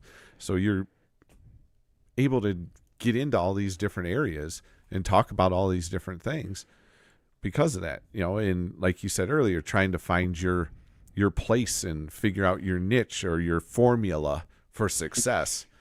Yeah. Sometimes it just happens. There is no formula. Sometimes it just happens. It just does. There's nothing, You want to play some trivia? Oh, geez. We got a prize pack over here. Oh, yeah. With that sweet, bad Michael Jackson shirt from Krupp Carter. Yeah, we got a whole bunch of stuff here. But we want to thank our friends over at Dye Job Apparel and Krupp and Carter for helping us out with the prize pack, as they always do. Make it happen for us and make it easy too, because they make it fun. Krupp and Carter sending us a lot of their merchandise. Oh yeah, their sponsor. Melissa's. Is this trivia for me? I have to answer it. No, actually, I have some for you. Oh boy, I'm nervous. But the first one we're gonna do is for this prize pack, and it's something you had mentioned earlier in the show. And let me go to hold on, I got to pop this open here. So I'm making sure I'm clearing out this chat room, because we got to run through you answer by that's how you can win it, is by putting it in wherever you're watching, whether it's YouTube, Facebook, either channel on Facebook, it doesn't matter, or Twitch. Put it in there. It all comes to us so we can see it. Chris is going to run through the prize pack that we have for this week. And again, this is something you had mentioned earlier. So when we ask you, don't give it away yet, because I do have a lot of times, nope. And that's what makes it fun. Yeah, that would be bad. I didn't say that, did I? So this week's prize package we have in here, we have some Supercross merchandise here, postcard promoting their collaboration with Vans. We also have a bunch of things from Supercross there. We have our sticker pack with stickers from every which way. Stoke Run. We got, what else is in here? Gate 9, Dye Job Apparel. Stocked it with the glitter ATB stickers. Oh, yeah. Those are cool too. All right. We also have Motor City Harley Davidson drink koozie. We have Motor City. What do you call these? Stunners? Stunner sunglasses. Thanks to Rick for the name. Stunner shades. AKA Thunder Midget. Right on. What's up, Woody? I'll be down at Bangin' Bar Series. I hope I see you. All right. We have a, what is this? It's a chip clip. Marysville BMX. Honda chip clip. Got one of those guys. Then we also have a couple of day passes. Oh, wait. Yeah, Yes. Session passes. Make sure you read to that Stoke. right. Yeah, I saw it at first. I had my finger on there. I thought it said season. It's not a season. Session passes. So it's a one visit to Stoke Run down in Ohio. Go check that out. What else we got here? Krupp and Carter, like Justin. Where? Yep, you're good. Just straight I up. thought I lost it. I have the it. sticker. Oh, Don't- yep. oh, you have it. Yeah, I got Okay. it. So we have this cool, bad T-shirt from Krupp and Carter. And there's a matching sticker for this. In this thing, this shirt is really nice. It's real thick, heavy material. It's awesome. So check that out. Yeah. And then we wrap it all up in our Motor City Harley Davidson backpack. So, whoops. I'm throwing stuff all over the place. So our question this week is, earlier in the show, Brant was talking about his first pair of BMX shoes he ever had. So I'm looking for the brand, and there was an actual name for them.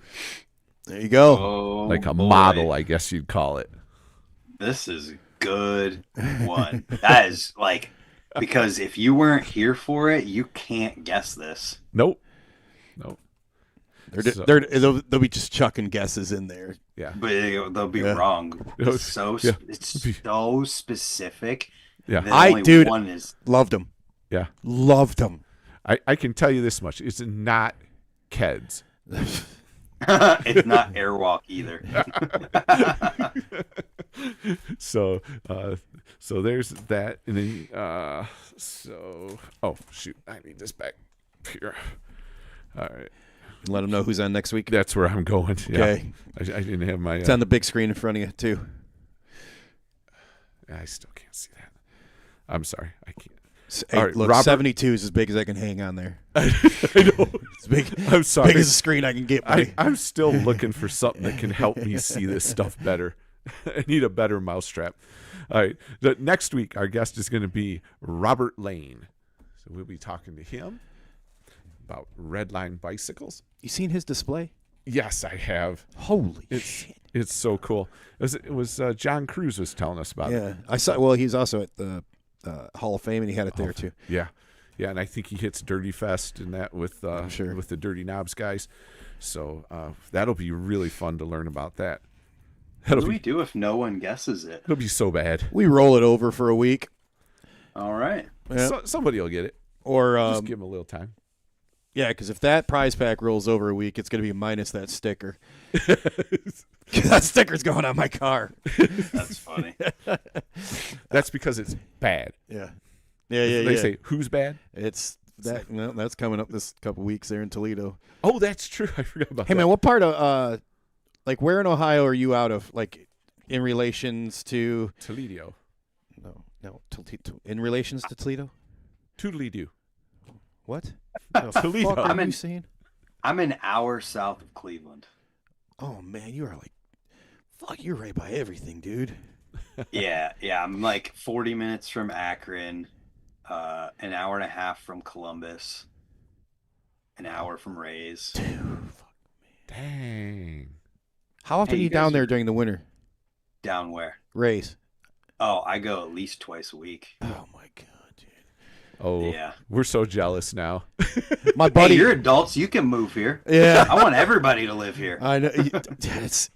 You got like the trail jam. I mean, just the Akron BMX track alone is baller, and then you got the skate park behind it. Yeah, but isn't that going away? They've had a reprieve. But I think Really? It keeps changing. it does. So, That, yeah. Last I knew, it does. If anyone's listening from Akron, let us know. But yeah, because they did get I feel like they got another year or I something think it was before they're another doing year. it. Yeah. So I had heard they had it till 2027, and then the track is moving like across the street or something to where Yes. the thing's at. I don't know. Yeah. Yeah, it's moving. I don't know. We could be totally wrong, but it's moving somewhere very close to where it is now. Yeah, that rubber bowl thing or whatever that is. It's like right down. Yeah, it's where the old stadium, the football stadium, within sight of where it is now, basically. Yeah. Pretty much that stadium thing's at the bottom of the soapbox run. Mm-hmm. Yeah. Oh yeah, the soapbox cars. Yep. That's cool too. Trivia for you. It's rapid fire. Are you ready? I hope so. Favorite non-BMX movie? Favorite? Oh God! First one off the top of my head is Tropic Thunder. Okay. God damn, that's a classic right there. No, it's such a good movie. I'm the dude behind the dude that plays the dude. I'm the dude playing the. You're the dude that don't know which dude he is. Me, I know who I am. Oh God, no. we talk about this, man. I'm like, is there any way they could make that movie again right now? And that is, We're getting close. yeah, we're getting closer. But like, dude, like, it's, I can't believe anyone listening, watching does not know. But if you haven't, watch it. Chris, go home and watch it. All right, Tropic. I'll add that to my list. You son of a so bitch. You're good. not allowed in this house till you watch it. Danny McBride's in it. Oh my That's God. right next to Step Brothers. Okay. You ever, okay, Danny McBride. Do you ever watch Eastbound and Down? Oh, it's one of the best. It's so good. So Bound and Down. funny. Smokey and a Bandit. No. Oh come on. Oh, No. You just have to watch it. Just It's- let them watch it. It's let it cook, dude. What You'll is love it? it. Eastbound and Down. Was it the righteous. We've been watching the Righteous Gemstones? Yes. It's so good. I know about any of the stuff you're talking about. I don't know, dude. I don't know, man. I must be too old for this stuff. I don't Danny know. McBride is just hilarious Oh, and God. makes awesome shows and movies with his friends. The Vice Principal show. That one was super funny too. He just, and then they're both back on Righteous Gemstone. Yeah. And oh God, yeah, Are these movies or TV shows? well, Those the are TV, TV shows. Yeah, but they're on like what is it? Showtime or HBO? HBO. I think they're on don't HBO. have that. Okay. Yeah. Tom Cruise's only actual acting role ever, talking about Tug Speedman or whatever in Tropic Thunder. The agent. He was what was Oh, not Tug. It was the agent. I can't remember. Tuggernuts was McConaughey. Yeah, I'm trying to think. He I was don't the remember. fucking agent. Les Grossman. You're gonna need a binding resolution from the United Nations. I will F you up. Oh, It's such a good look. Like, and he's only in it for what, a few minutes, like Yeah, through the whole until the movie. end. He's just got Yeah. like some spots, and then he has this part he's talking about, and it's I didn't know it was him till like those arms. recently. Remember, like they put these like fake humongous forearms on him, and you're Popeye like, arms. is it him or is it Oh not? my And he does this whole dance. And it's so big they brought it back in like one of the VMA awards. Nobody like they kept it hush hush, and he just showed up and did the whole dance thing at the VMAs. And That's so awesome. Yeah. okay, so your favorite favorite album? Oh God, I don't. How about favorite artist? Favorite artist or band? If I have to pick, I'll pick Under Oath. Ooh, all right. I'm not familiar. You're like, I don't even. Neither of you are like, I don't know what that is. But They're in more like the hardcore. yeah, Yeah. Okay. yeah. They like- They were like the first Yeah, I'll tell you. band that made singing and screaming like popular. I guess It's They like were- the band that Aaron Ruby's in, Walls of Jericho. Walls of Jericho. Yeah, like that. Okay. Yeah, similar. Cool. Similar. All right, you got to picture this with me because this was like before we met, kind of this go-to trivia question for our guest we had, and it was like a little brain teaser. So you're rolling down a parking lot. You're like, hey man, I'm hitting Home Depot before the rush on a Saturday. You got a parking spot open on the left and an open parking spot on the right. Which one do you park in? Which one's closer? They're all both right across. both the same, right across from each other, left or right. I don't know. Probably the. Let me think. Probably which I don't know. You got to pick one. You're going to go to the turn I know. to the I left don't or know turn what I to the would right. do. Well, I'm gonna back into either one of them. So I'm. You got a truck? No, I like do to you? back into the parking spots to Okay. get out of them easier. Now that is a different answer than we've ever had before. No, we've had a truck. Back in. Nobody said back in. That's true. It just depends. Like if it's a 2-lane parking thing and you're on the right and there's another lane for someone to be passing you on the left, and you could go to either side. Yes. I'm probably going to park on the right side because it's easier to back in by turning a little left and then backing in. There you go. Okay. All right. What's your favorite pizza topping? I'm boring. I eat cheese pizza. Well, cheese. There you go. That's all right. You got another one? Yeah. Yeah. The other one we always say, is your bed made right now? God, no. Actually, Victoria's probably sleeping in it, so definitely not. Okay. I'm just trying to remember some of those because some of those were fun. We used to have like a long list of these. Yeah. But so far, I've even got a guess at your shoes. Oh wait, someone knows, but he won last time or something. Scott Sloan. Yeah. Yeah. Scott, you can win again. We'll just take the pack and donate it to one of the locals. That way we give them back for we do like mystery motos if you want, if you remember. If you remember, and it was ask the question one more time. All right. What was Brant's first pair of BMX shoes? What was the name, the brand name, and the style or model of the shoe? Yep. Do you like spending time tinkering on your bike with your setup? Yeah. Yeah. But I never do until I'm at the skate park riding and I need to. Like, I am so terrible about like needing to do something and then just forgetting. And then I'm at the skate park supposed to be riding with somebody and I'm working on my brakes for 30 minutes or something dumb like that. Okay. I just met the spirit animal of the freestyle world as I am to the racing world. Right. I'm exactly the same way. I show up and I'm like, oh shit, I forgot. I got my pedal falling off. I gotta put those new cranks on. That happens. I mean, I literally did that with a tube at Stoke Run. Yeah. Yeah. It just is what it is. And it's different if like I have a new part that I'm making a video about or something. Sure. Yeah, but my studio has been out of commission for a while, so I haven't been able to do that. Well, haven't got any guesses, and Scott's saying he's going to pass along. So, okay. Let's keep it going till next time. Yeah. You want to keep the question going till next time? No, I'll nobody's going to get it. The prize till next time. Yeah. Double it up. We'll recycle. Combine it with the next one and make it an extra large prize. We can do that. That would be cool. Yeah. They were Orchid Shoes was the brand, and then they were the Van Homan Little Devil model. It was just the Little Devil version of them. Yep, that's what I had. Right. Orchid was one of the first brands of BMX shoes.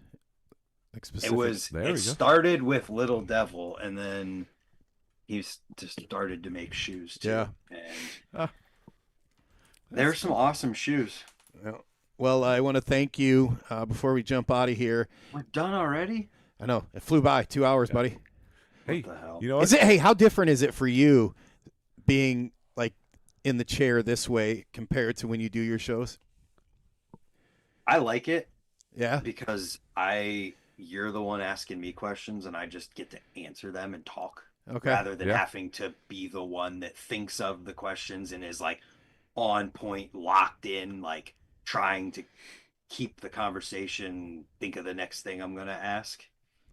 Okay. It's nice. Interesting. It's like whenever you have a friend in town or something and they're going to drive somewhere and you jump in the passenger seat instead of being the one who drives all the time. And I know we can all relate to that because 100%. we are the ones who drive all the time. Yeah. Right? Yeah. I get it. Yeah. No, that is pretty wild. You didn't think about it that way, but yeah, I guess it would be. That is different. Well, again, thanks, man. Yeah. I want to hand it over to you before we leave, though, for your shout-outs and thanks. Then we'll close it out tonight. Thanks again for everyone tuning in. Go ahead, Brant.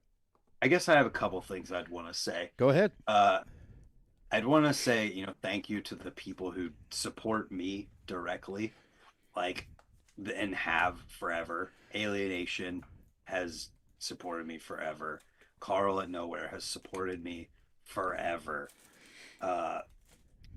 And I've had Park Tool as like a channel friend, partner, whatever, with the tools I use on things. And MKS Moto Kicks has become an awesome supporter, just stoked on what I do, and just an awesome dude. And then there's not as frequent things of shadow riding gear where when I need a helmet, they're there for me for a helmet. And in the pants that I've been wearing for a while now, which you can get for $20 a pair now from Jaywalkers. And then working with S&M and Fit over the past few years, it's been awesome. And beyond that, I appreciate all of the friends and people at those companies, but beyond that, the people who tune in and watch and support through watching or directly support, the memberships on YouTube or the super chats and things like that. It makes it so on Fridays I can be doing the news, or I don't have to be at a job on Mondays, or with my part-time thing, I do only have to be working 6 hours a day because it allows me to have the flexibility to work on the YouTube stuff too. I just appreciate that support from people, and people are just stoked whenever we're riding together and all of that. It's about the people, it's not about me, it's about the people. And I've just grown more and more appreciative of that over time. It's never been about me, but yeah. And then this whole thing came about because of the Stoke the Midwest event. And I went through all of those sponsors. I don't need to do that again, but what I want to say with that is a thank you again to all the people who supported that, and the people like Zach Gerber and Samson and who came and helped work on the ramps for an entire day. But what I want to say too is I put that whole event together in less than a month. I organized the sponsors. I organized all of the prizes, and people came to me about some of the cash, but I organized most of that stuff and helped build these ramps and get this event going. And if I can do it, anybody can do it. And genuinely, anybody can do something like that and put together an event like that. It just takes the work and being willing to put the work in and reach out to people and connect. And I just want to make sure everybody realizes that you can do something like that and create a community. I mean, you had Travis from the Trail Series on. He had the idea and just executed on it. And anyone can do that. It doesn't take somebody who's got a YouTube channel or somebody who has these sponsors who support them. It doesn't matter. You don't have to be somebody to bring people together. That's kind of the point. Well, you've been a huge inspiration for a lot of people, and you telling people to excited about it. I want to help. Yeah, that's awesome. All right. Well, again, thank you for hanging out with us tonight. We'll definitely have you back on again in the near future. Thanks for hitting me up. I'm stoked we could do it. No, it's always fun to. We got to have you on every 6 months or so we can get the world of freestyle into the world of racing. Let's go. That's what I'm talking about. Yeah. All right. Yeah. I'll do once a quarter. I don't care. I can make. We'll make that happen. It's awesome. You're fun to talk with. It's great. Hell yeah. And you know what we're doing because it's kind of the same thing basically. When it boils down to it, we're both doing the same type of thing. So So thanks again for hanging out with us tonight, buddy. Appreciate it. Thank you guys. All right. So hey, check us out next Wednesday. We're going to talk to Robert Lane. He is the guy that has this giant Redline bike collection, memorabilia, the whole thing Redline related. So we're going to learn all about that next week. So make sure you check that all out. And Again, give us a like, a subscribe, and a follow, and all that fun stuff. We'll see y'all next week. God bless you. Take care.